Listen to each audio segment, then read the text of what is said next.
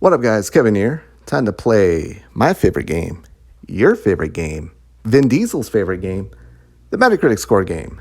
This is a game where Metacritic has a score for a game because reviewers reviewed it, and Metacritic selected certain reviewers to take their scores and combine it into one. And we're going to guess what that score is for The Legend of Zelda, Tears of the Kingdom.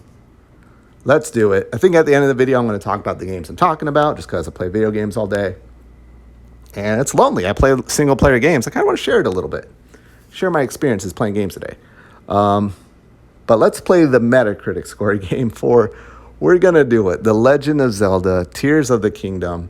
A game I've had a lot of fun just hating on. Just hating on the game. Now, I am kind of hating on the game, but it's the fans. It's there's genuinely people who are really, really excited for the game. There's people that are not even into video games, that I never see them tweet about video games. And as soon as this game's about to come out, my God, they are like super Zelda bros. The things that they are pointing out and everything still doesn't get me excited. I mean, you can do that with any game. You can point out all these mysteries and all these callbacks in any game, and it could be really cool if you're really into it. I'm not really into Zelda. However, Ocarina of Time is my most nostalgic childhood game. I remember waking up Saturday morning, eating frozen pizza, and mainly watching my brother play it until I got to finally play it and beat it, because I was a younger brother. My brother saw me having fun. He'd be like, get the fuck off that. Give me the controller. And, that's just the rules, being the younger sibling, especially when he could whip my ass. But Ocarina of Time is so special that even to this day, even when Tears of the Kingdom comes out, I'm probably at least going to dedicate a night or two just to play it because it's a brand new Zelda release. Even though I shit on the game and really like to shit on the people that are really excited about this game.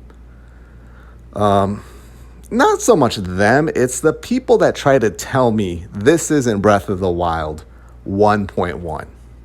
I'm sorry, everything I've seen about this game, it's just more of the same with Breath of the Wild. I finally played and beat it last year. I think I gave it like a 9 out of 10, which is really good. I think I gave it a full extra point just because of that Zelda nostalgia that I have in me, have deep within my balls. But Tears of the Kingdom, it just looks the same. It just looks the same. Cool, you're going to be going in the air and there's all this cool stuff. And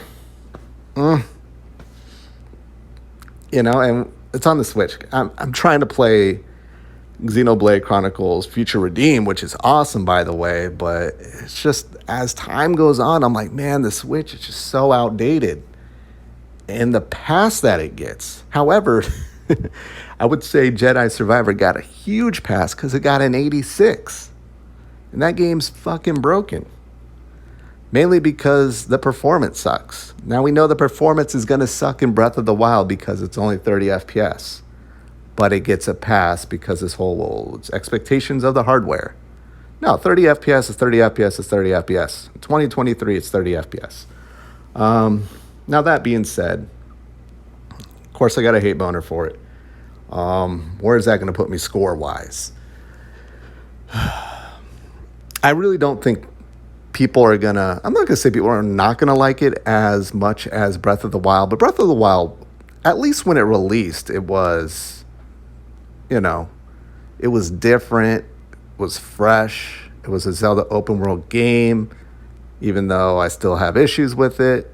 It was still and it was a launch title.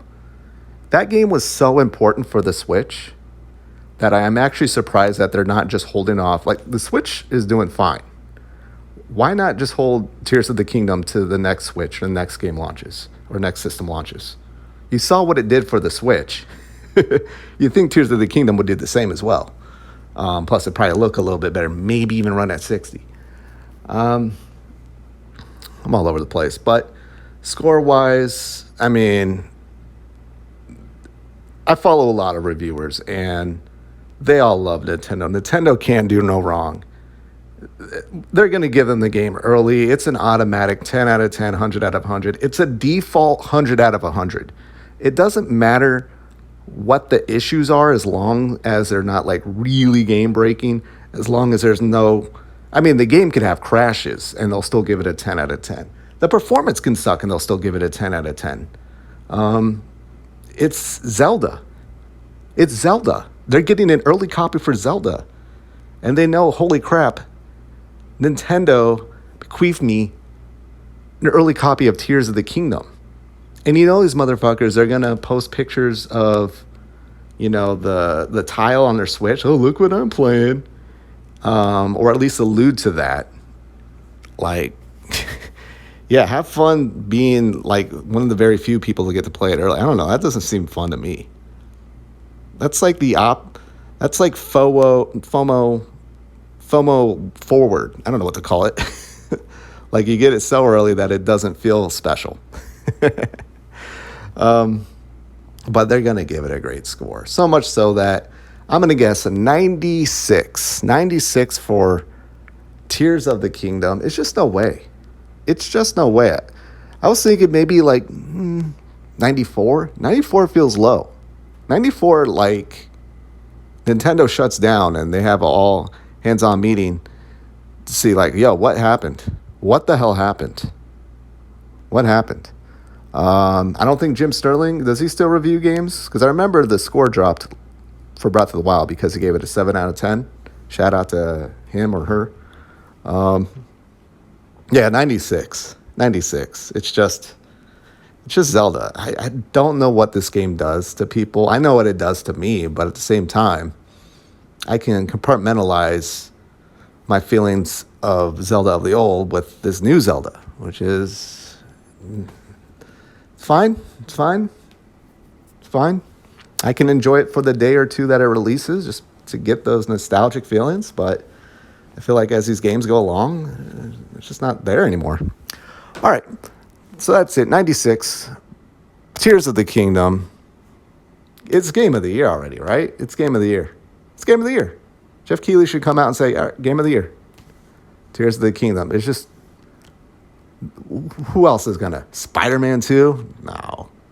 Starfield? Even if Starfield has no bugs, it's Tears of the Kingdom.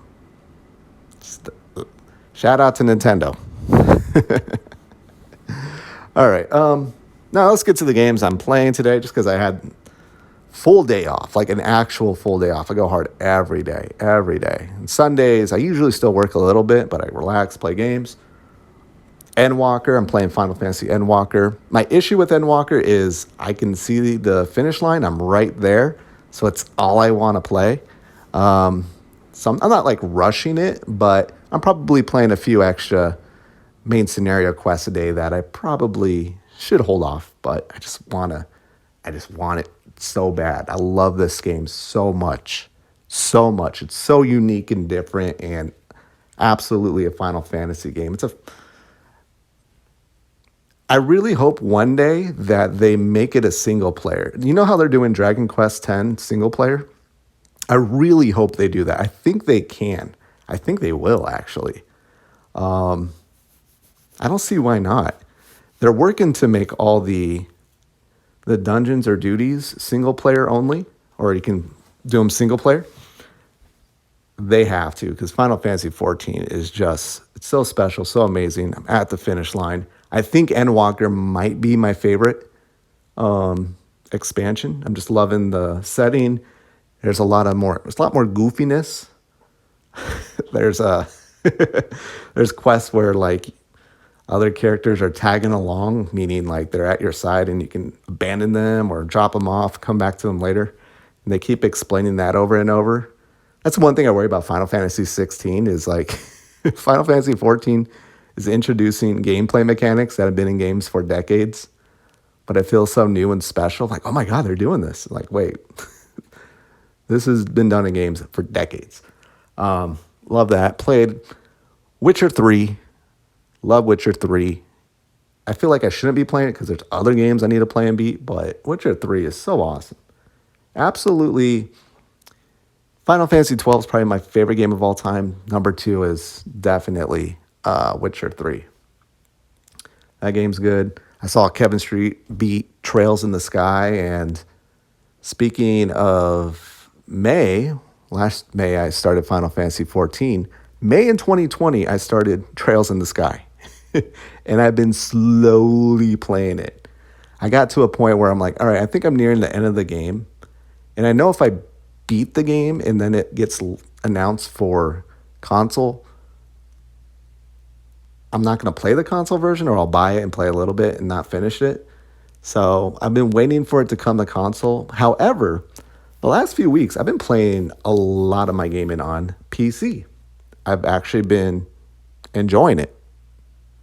The thing about PC is just it has such a great library of games that I just hate bouncing around from console to console to console to play all these games. PlayStation's pissing me off. Xbox is doing nothing, and Switch is old. And I'm like, man, a lot of these games I can just play on PC. I think I'm almost there, guys. But yeah, Trails in the Sky, started playing that again. Just started Final Chapter. The game is special. The characters, again, I put characters number one. What I look for in video games are the characters.